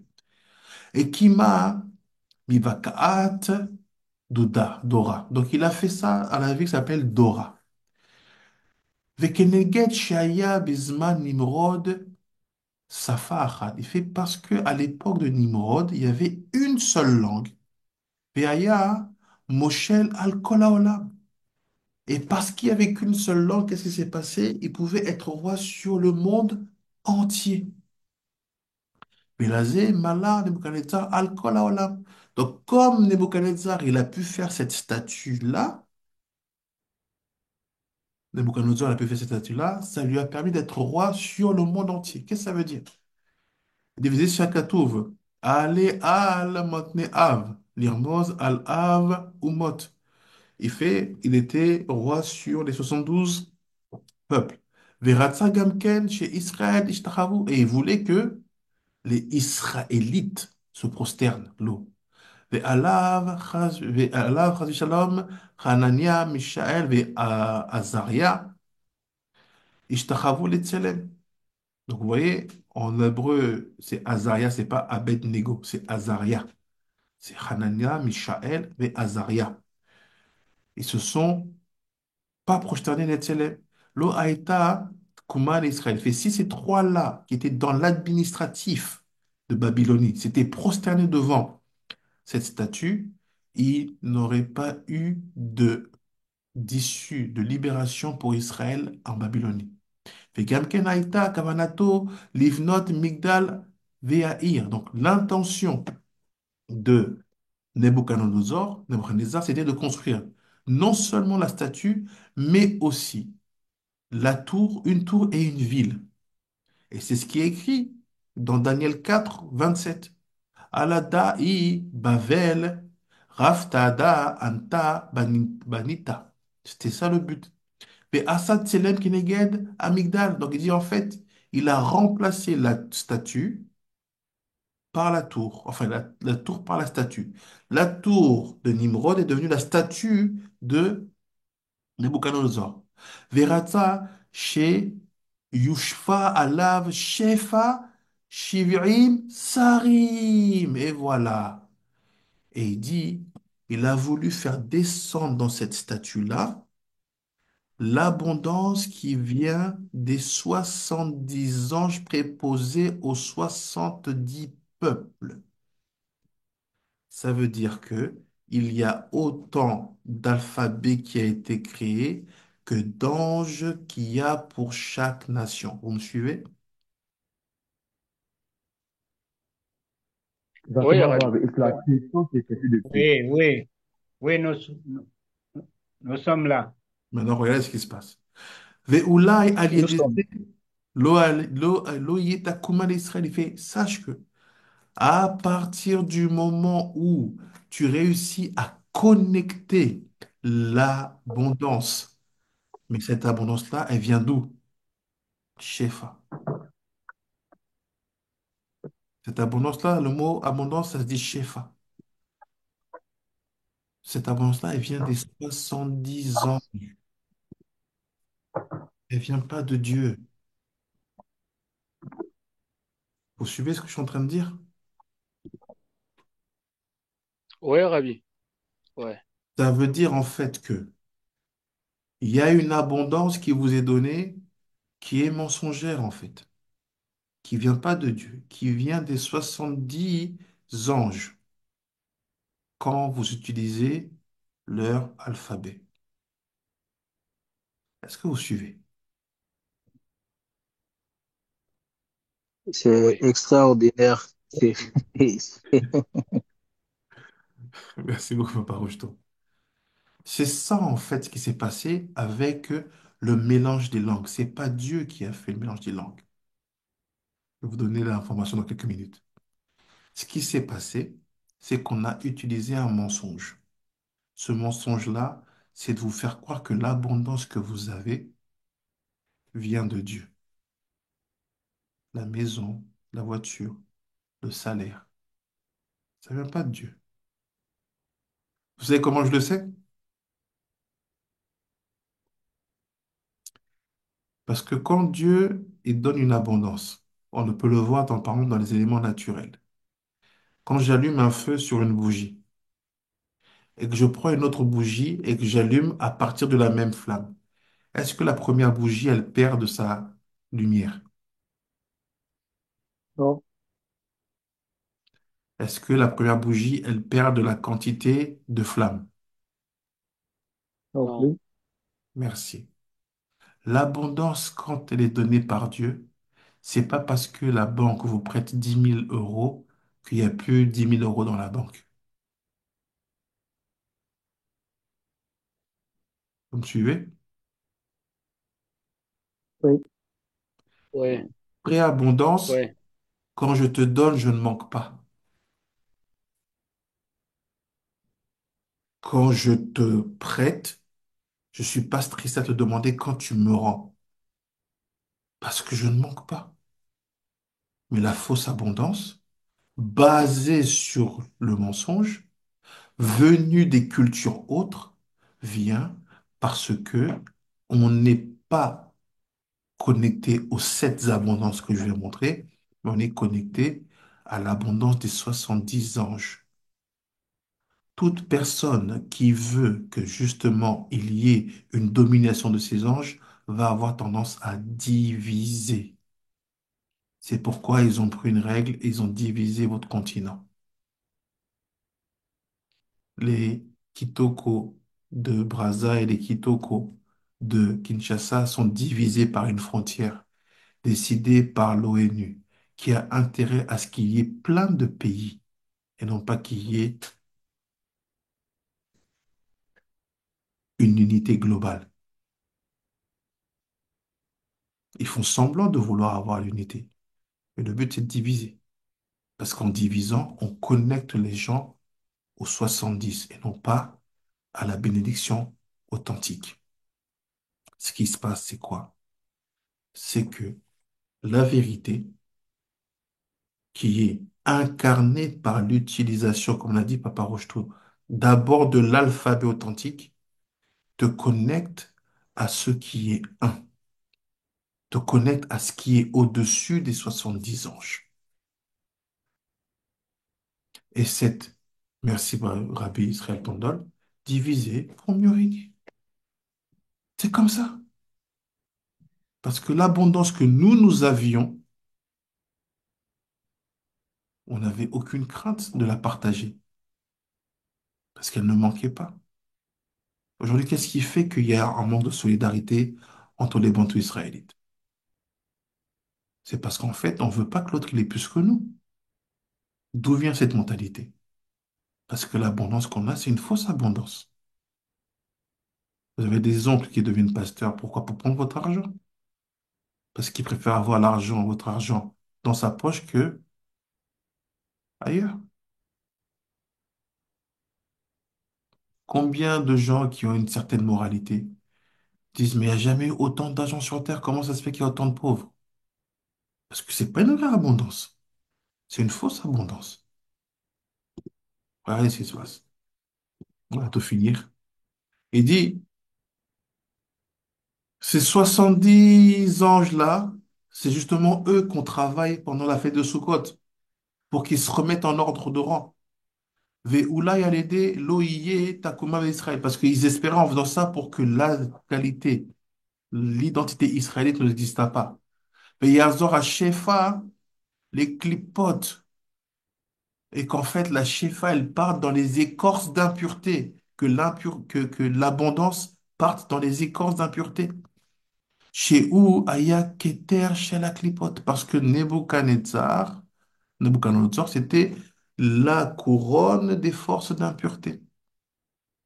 Akadosh Baruch Hu, les man chasadav, mais Dieu, grâce par sa pitié, Afar Atzato, il a inversé sa stratégie. Fait qu'il marche pas et il a, on va dire, abîmé, touché à la logique qu'il avait. Ve nafal tzelem al panav. Et le tzelem, la statue, est tombée sur elle-même. Venit Gabrou à l'aider Hananiel, Michel Verazaria. Grâce à ces trois-là, la statue est tombée. Venit Tsulu, Bekifshana Esh. Ils étaient sauvés de la fournaise ardente. Comment chez Nitzul Avraham, et comme Avraham a été sauvé. וכן נמרוד, הכניע השם יתברך כנגד אברהם אבינו. Nimrod aussi, il a bloqué Abraham en le mettant dans la fournaise. Mais Nitzul, mais Kishana Esh, Abraham a été sauvé de la fournaise ardente. וכשראה נמרוד שלא נעשית עצתו, קבץ 4 מלכים ועשה מלחמה עם המלכים. והכל היה לקחת השפע מן אברהם אבינו עליו השלום, בעניין מלחמת מלכים במקומו. Là, il explique comment Nimrod va aller faire la guerre avec 4 autres rois dans le livre, dans l'histoire d'Abraham. Ça, c'est un premier aspect. Il y a un deuxième aspect avant qu'on aille dans la conclusion.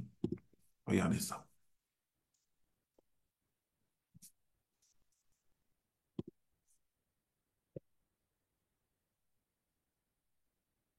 Attendez. Déjà, est-ce qu'il y a des questions sur ce qu'on vient de voir là?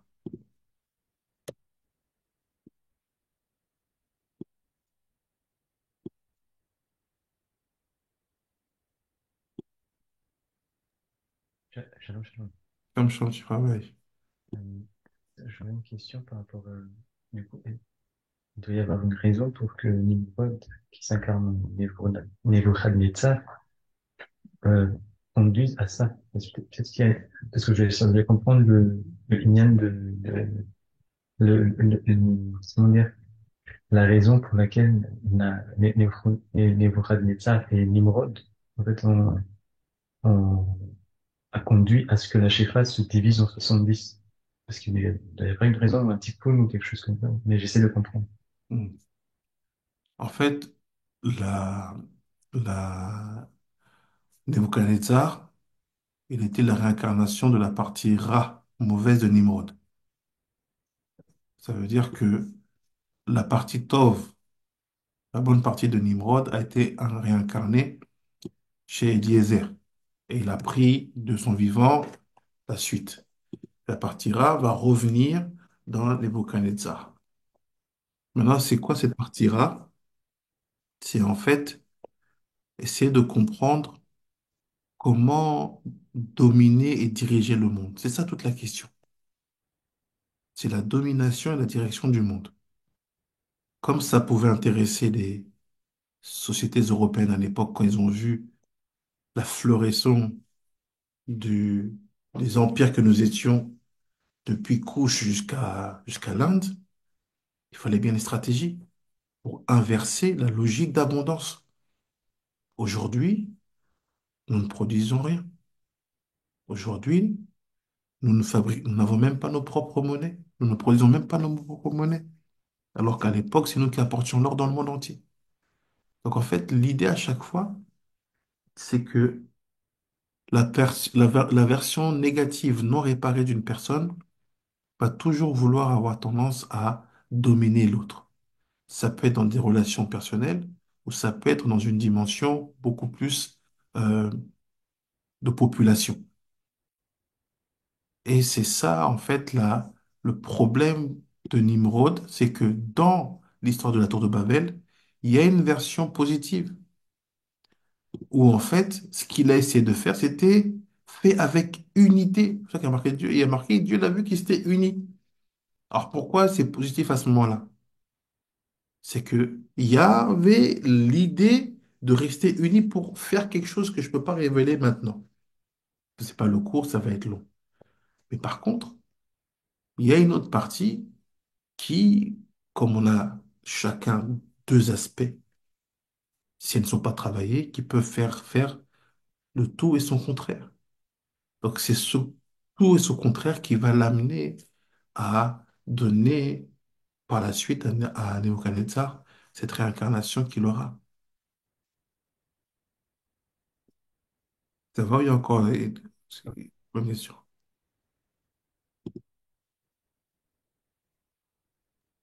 Oui, papa, moi j'ai une question Oui. par rapport, par rapport à l'alphabet, par rapport aux lettres.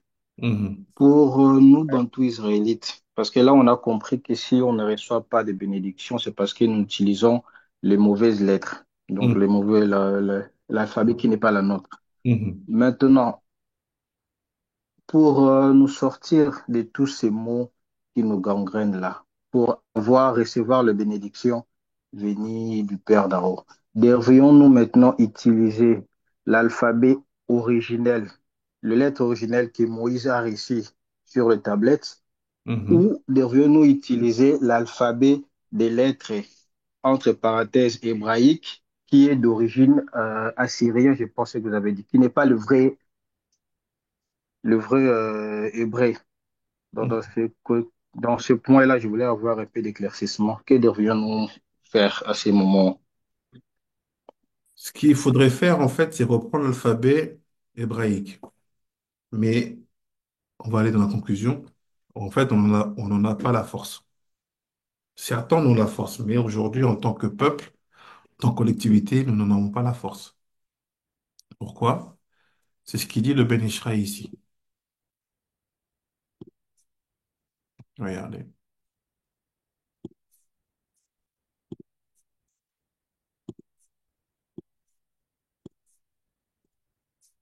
Nous n'avons pas la force parce que tout est lié aux lois des bougies de Shabbat. L'un des mensonges les plus proéminents qui a été fait, c'est justement de nous faire oublier le fait de garder le Shabbat. Ne serait-ce qu'au minimum par rapport au fait de d'observer le septième jour à partir de la nouvelle lune. Ça, c'est un minimum. Nouvelle lune, c'est le début du mois. Allez, 7 jours après, je me repose. Et encore 7 jours après, je me repose. Je parlais avec quelqu'un qui venait des Balouba hier du Congo. Il me disait, voilà, nous, le septième jour de samedi était interdit d'allumer du feu. C'est comme ça qu'on a grandi.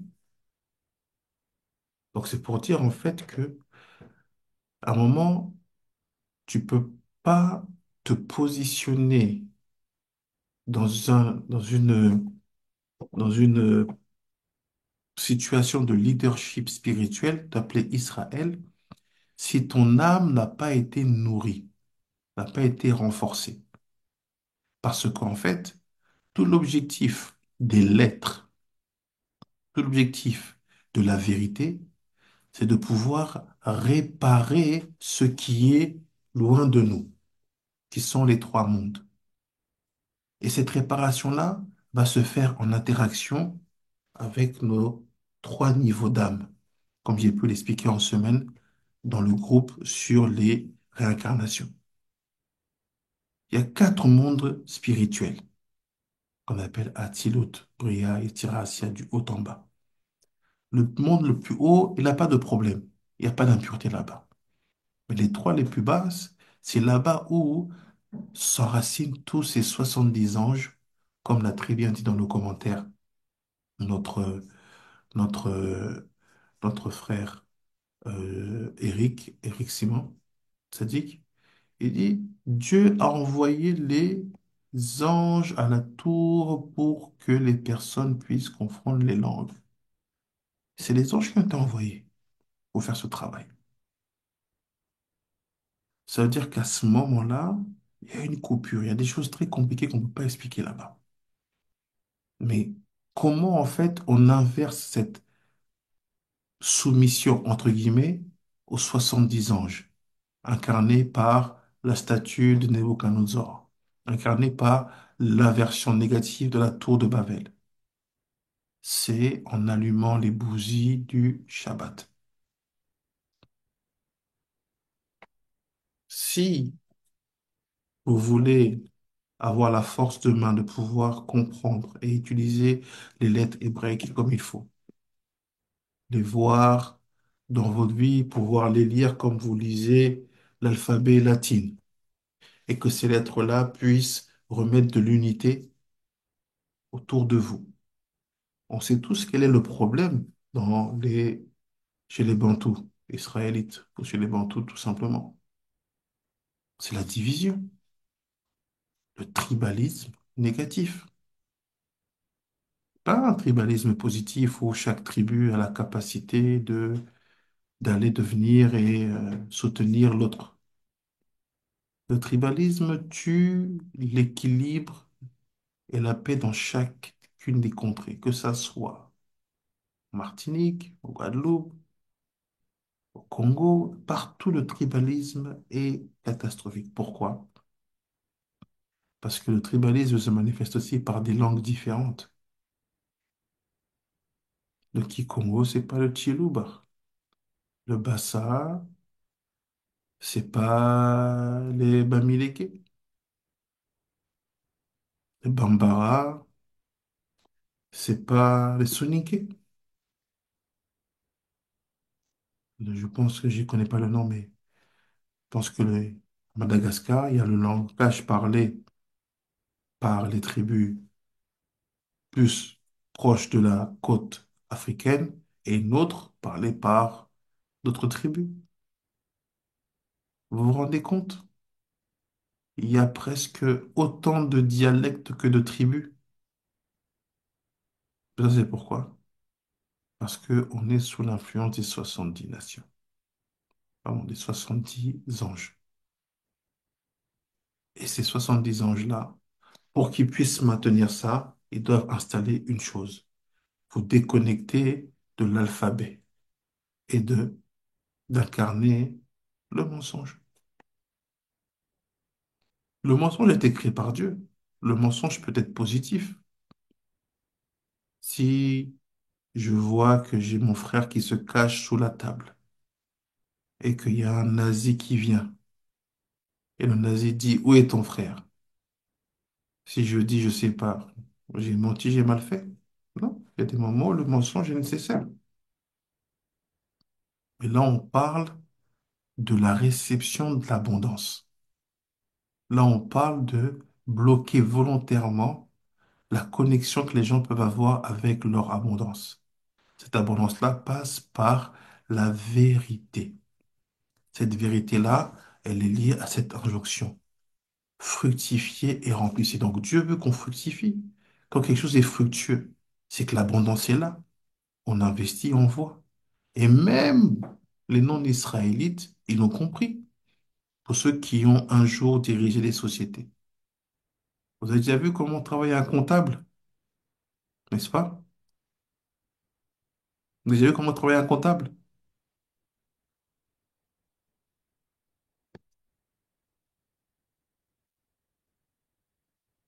Non, non. Vous allez voir que quand un comptable fait un bilan comptable, il doit finir par mettre les comptes à l'équilibre. Vous avez déjà vu ça ou pas? Oui, là, on connaît.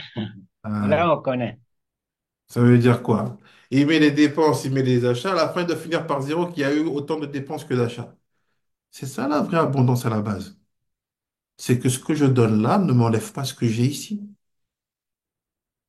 Mais ça, ils le font en faisant semblant. C'est une stratégie comptable qu'on ne sait pas expliquer. Pourquoi il faut avoir les comptes à l'équilibre? Pourquoi vous faites à zéro? Alors que tout le travail, toute l'année, tu m'as bien fait comprendre que ce n'était pas à l'équilibre. Qu'il fallait me prendre des frais bancaires pour mes découvertes. Qu'il fallait surpayer mon crédit parce que j'étais demandé de l'argent. Là, tu n'étais pas à l'équilibre. Tu ne considérais pas que ici égale ça. Le moins égale le plus. Tu disais, quand tu prends, tu paieras plus. Pourquoi d'un coup, par magie, tu sais faire que les comptes soient à l'équilibre?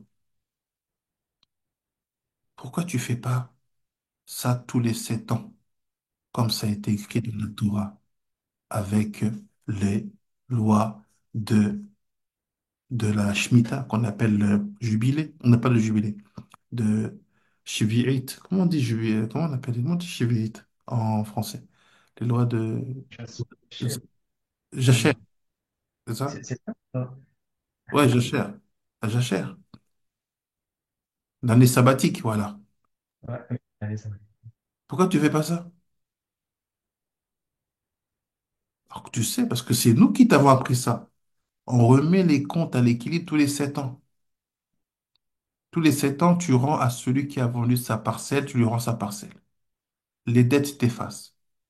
Mais t'effaces pas là. Tu nous rappelles constamment qu'on a une dette coloniale, n'est-ce pas? Alors que tu sais mettre les comptes à l'équilibre. C'est juste un exercice comptable entre deux comptabilités qui sont deux banques centrales en France et au Cameroun, disons. Vous suivez ce que je dis? Oui. Tout ça, c'est pour dire que c'est de la fausse abondance. Comment ils arrivent à faire ça et à nous maintenir là-bas? Parce qu'on n'allume pas les bougies de Shabbat. C'est juste pour ça. Parce qu'on n'allume pas les bougies de Shabbat. En allumant les bougies de Shabbat, on va réussir à se donner la force de pouvoir reconnecter avec les lettres de l'alphabet hébraïque. En nous reconnectant avec les lettres de l'alphabet hébraïque, on va pouvoir, entre guillemets, avoir une vraie connaissance, une vraie maîtrise de la vérité. On va pas simplement avoir une culture de refus du mensonge, non, on va avoir une culture de la vérité, parce que c'est que quand les lettres sont dans le bon ordre que l'abondance peut être reçue comme il faut. Il faut que vous deveniez vrai, en d'autres termes. Comment vous, le collectif, il devient vrai? C'est en devenant un. Vous me suivez? C'est ma conclusion.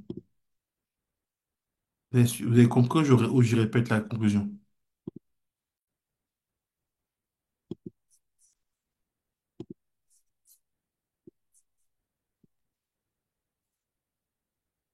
Répétez la conclusion, c'est mieux. Comment le vous devient vrai, vérité? C'est en étant un, uni. Tant que le vous est un ensemble d'unités individuelles, qu'est-ce qui règne? La division, le mensonge et des alphabets différents. Mais quand le vous devient vrai, ça veut dire qu'en fait, c'est devenu un. Et quand il y a ce un-là, on a accès à tout l'alphabet. À quoi ça va servir? À faire descendre la vraie abondance, celle qui répare les mondes invisibles et répare notre âme. Grâce aux lumières du Shabbat qu'on allume une fois par semaine, on peut atteindre cet état de fait. Baruch Adonai Olam. Amen ve Amen. Est-ce qu'il y a des questions?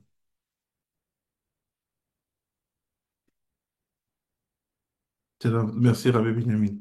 Jamais tout d'abord. Est-ce qu'il y a des questions à Banim, une réaction, ou bien nous sommes bien calés pour aller dormir?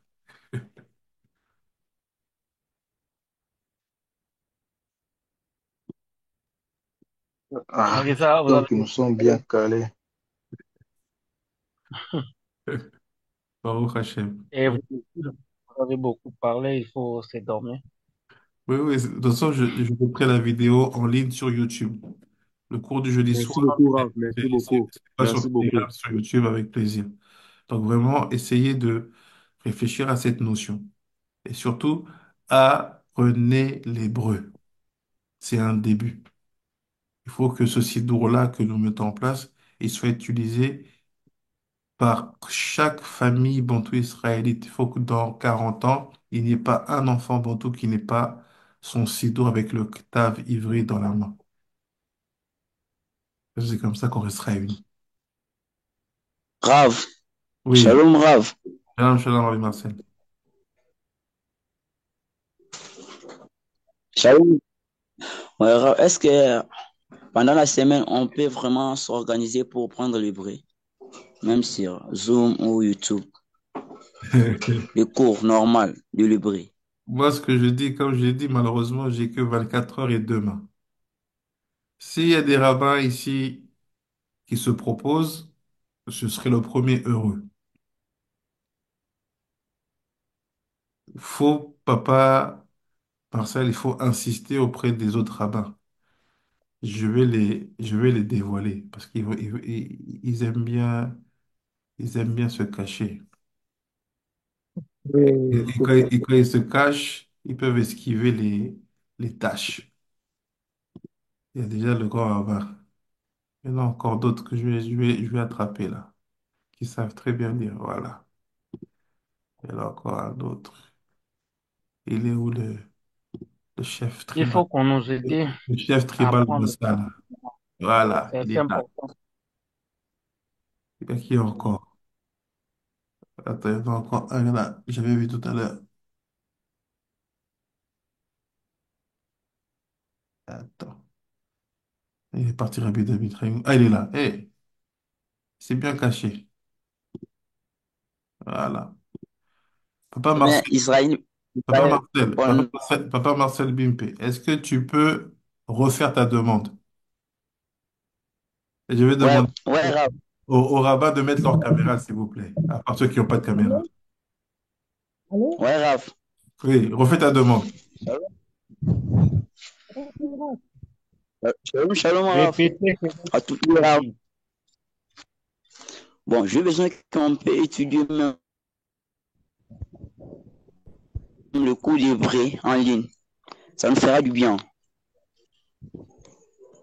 Rabbanim, vous dites quoi? Parce que moi, Shalom. moi, j'ai pas le temps. Je vous laisse répondre.